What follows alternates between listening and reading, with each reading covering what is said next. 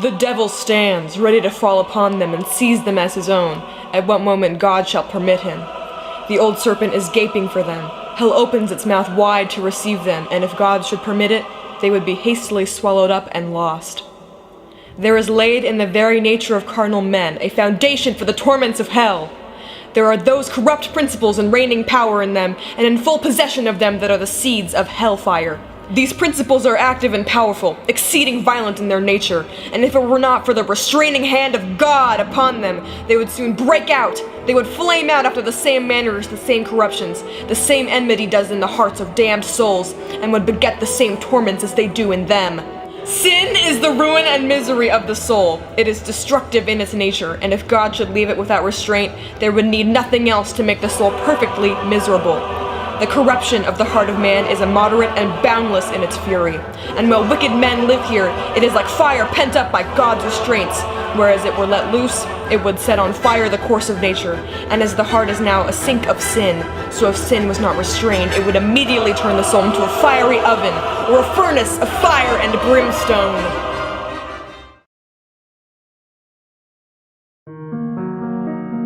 For the most wild yet homely narrative which I am about to pen, I neither expect nor solicit belief. In their consequences, these events have terrified, have tortured, have destroyed me. One night, returning home, much intoxicated, I fancied that our cat avoided my presence. I seized him, when, in his fright at my violence, he inflicted a slight wound upon my hand with his teeth. I took from my waistcoat pocket a penknife, grasped the poor beast by the throat, and deliberately cut one of its eyes from the socket. After this, evil thoughts became my sole intimates, the darkest and most evil of thoughts, while, from the sudden, frequent, and ungovernable outbursts of a fury which I now blindly abandoned myself, my uncomplaining wife, alas, was the most usual and most patient of sufferers. One day she accompanied me, upon some household errand, into the cellar of the old building which our poverty compelled us to inhabit.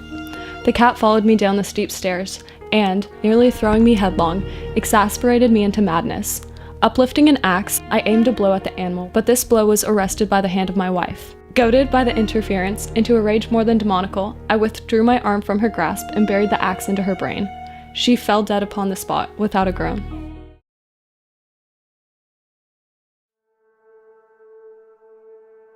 Through the forest, man and nature, connected by the spiritual unity of all forms of being.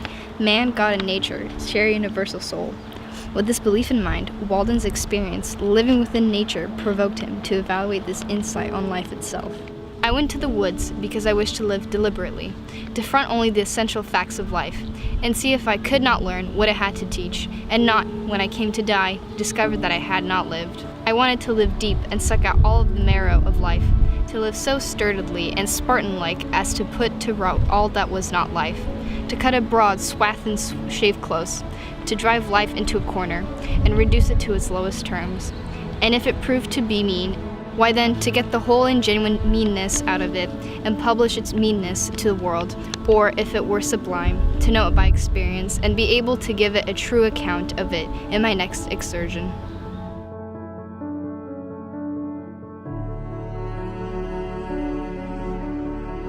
For most men, it appears to me, are in a strange uncertainty about it, whether it is of the devil or of God, and have somewhat hastily concluded that it is the chief end of man here to glorify God and enjoy him forever.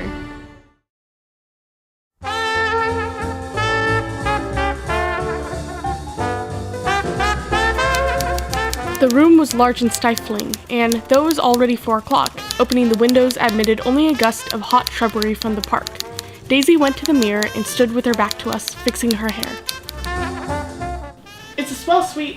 Why don't you open another window, Tom? Thing to do is forget about the heat. Make it 10 times worse just by crabbing at it. Why not let her alone, old sport? You're the one that wanted to come to town. That's a great expression of yours, isn't it? What is? All this old sport business, so where'd you pick that up? Tom, if you're going to make personal remarks, I won't stay here another minute. Could you please call up the waiter and order me another mint julep? Wait a minute. Let me ask Mr. Gatsby one more question. What kind of row are you trying to cause in my house anyhow? He isn't causing a row, you are. Would you please have some self-control? Self-control? I suppose the latest thing is to sit back and let Mr. Nobody from Nowhere make love to your wife. Tom! Now I've got something to tell you. Please don't. Your wife doesn't love you. She never loved you. She loves me. You must be crazy. It doesn't matter anymore. Just tell him the truth. That you never loved him. and it's all wiped out forever. Why? How could I love him? Possibly. You never loved him. Not at Capiolani? Not that day I carried you down from the punch bowl to keep your shoes dry? Daisy. Please don't, Tom. Tell him you never loved him, Daisy. You want too much! I love you now, isn't that enough? I can't help what's past. I loved him once, but I loved you too. You loved me too? Adam saw the world through gray water. Now and then his mind fought its way upward, and when the light broke in it, brought him only a sickness of the mind, and he retired into the grayness again. He was aware of the twins because he heard them cry and laugh, but he felt only a thin distaste for them. To Adam, they were symbols of his loss. I wanted to come see you and Adam, but I don't think I could do any good. I thought he'd get over it, but he still walks around like a ghost. It's been over a year, hasn't it? 3 months over. By the way, what did he name the twins? They don't have any names. You're making a joke, Lee. I'm not making jokes. What does he call them? He calls them they. I mean when he speaks to them. When he speaks to them, he calls them you, one or both. This is nonsense. What type of fool is the man? I've meant to come and tell you. He's a dead man until you can come and wake him up. I'll come. I'll bring a horsewhip. No names. You're damn right I'll come, Lee.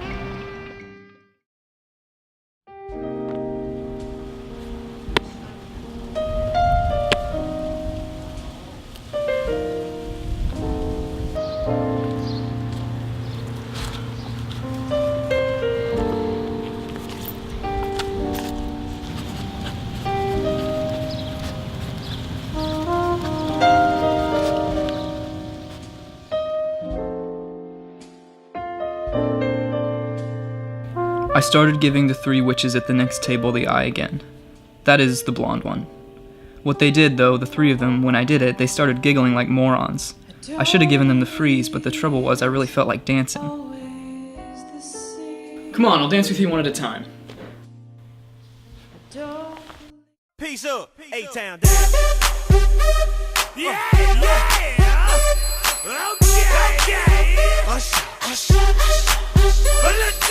Hey, you know when a girl's a really terrific dancer? Yeah, what? I said, you know when a girl's a really terrific dancer? Uh-huh. Well, when I've got my hands on your back and I can't feel anything, like no can, no legs, no anything, then the girl's a really terrific dancer. She wasn't listening, though, so I ignored her for a while. We just danced. God, could that dopey girl dance. From the game, she was singing in my ear. You would think that she knew. You would think that she knew me. Go. No audio, And the damnable atrocity. I didn't say it right. And the damnable atrocity. And the damnable atrocity. The more you crap about it, the worse it gets. Why aren't you literal? You loved me too. Ask Mr. Gatsby one more question.